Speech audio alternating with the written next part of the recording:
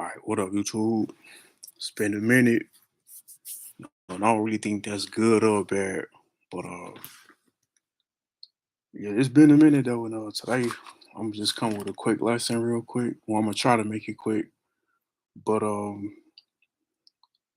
it's pretty much gonna be about like a lot of the violence that's going out here, but really like amongst the teenagers or the youth or whatever. So I've been wanting to deliver this message for a minute. I think back before school even started. Here in Chicago, I think they said like under 20, over 20 kids under the age 16 or something like that got shot. So I really want to get this message then, but I've been holding off on it for whatever reason.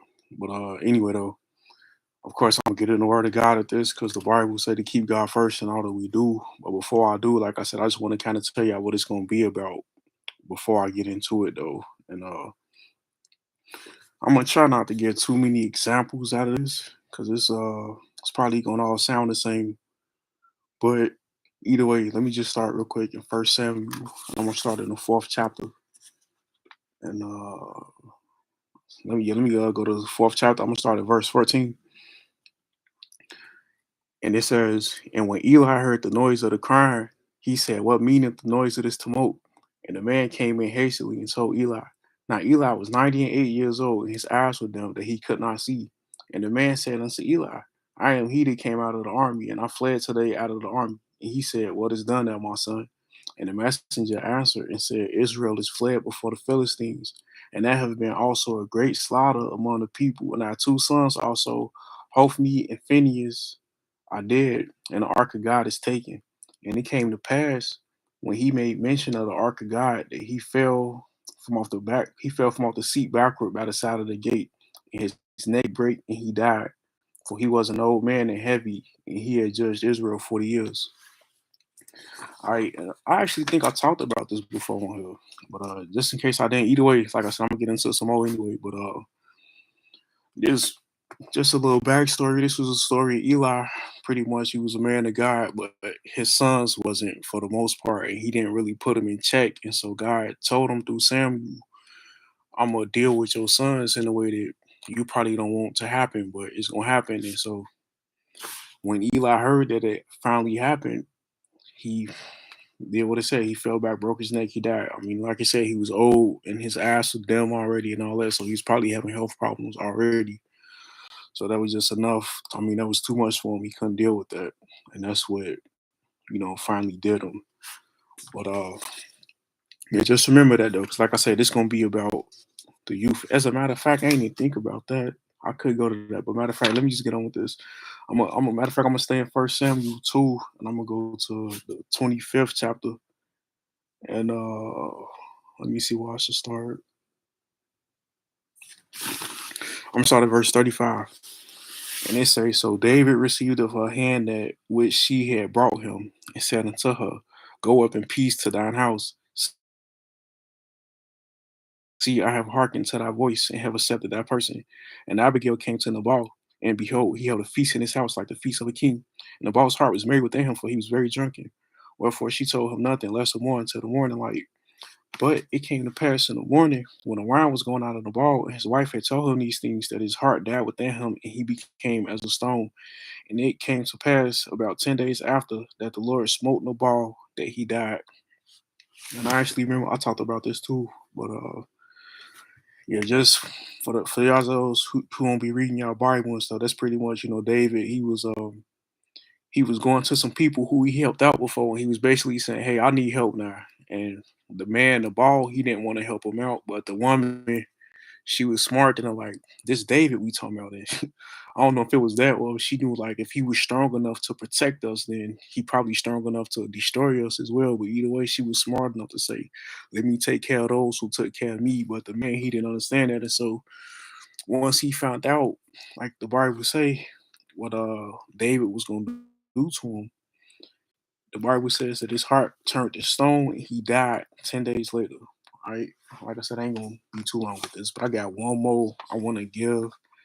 And this next example might be a little different, but either way, I'm gonna go to Acts. I'm gonna start in the fifth chapter, and I'm gonna go to verse. Let me see.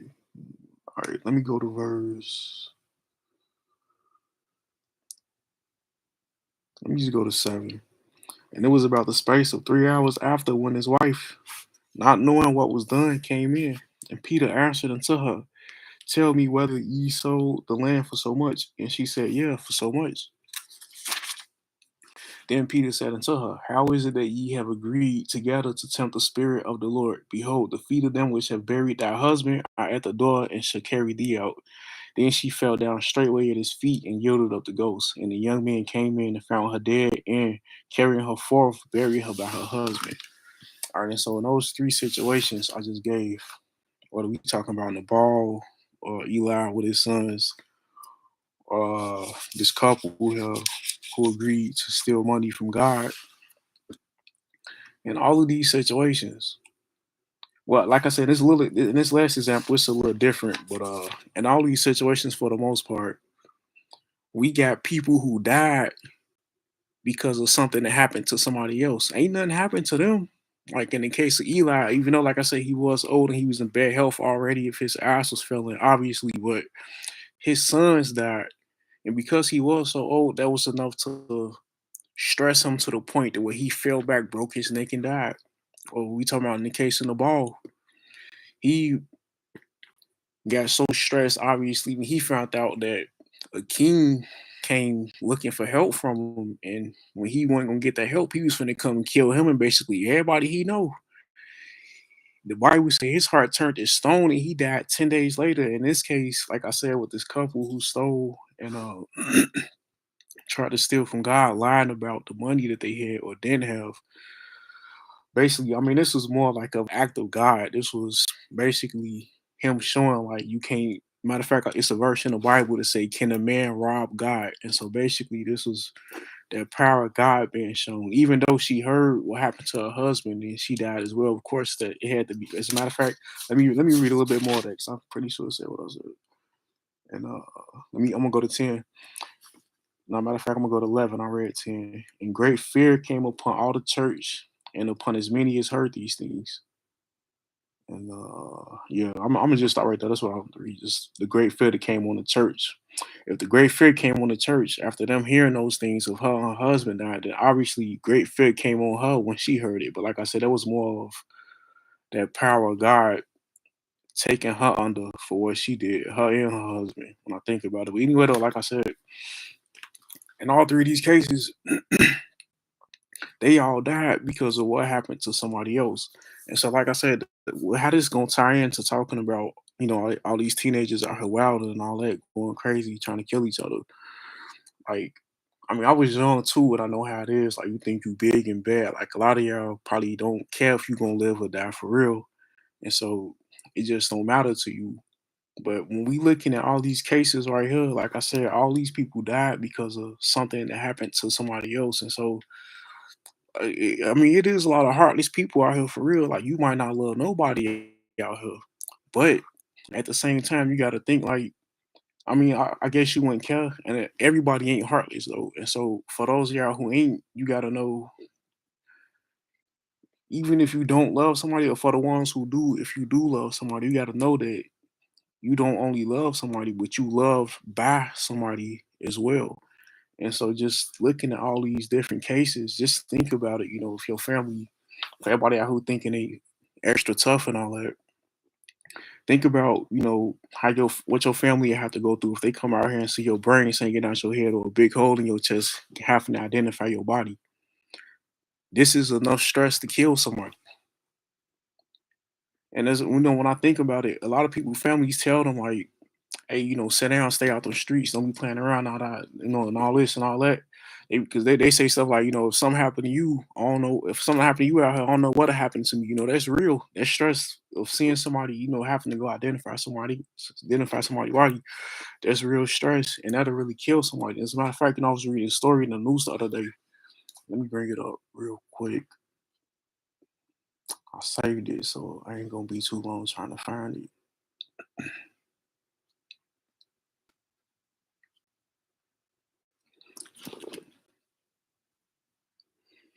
All right, this the story I'm talking about right here. It's a father faints and mother suffers fatal stroke after watching a teen son break his leg in a football game. Again, a father fainted and his mother suffered a fatal stroke after watching a teen son break his leg in a football game. So just think about what I'm saying. Like his mama died and his daddy almost died just by seeing him break his leg. So again, like I just said, for those of y'all out there who think y'all super tough and all that, just think about what happened.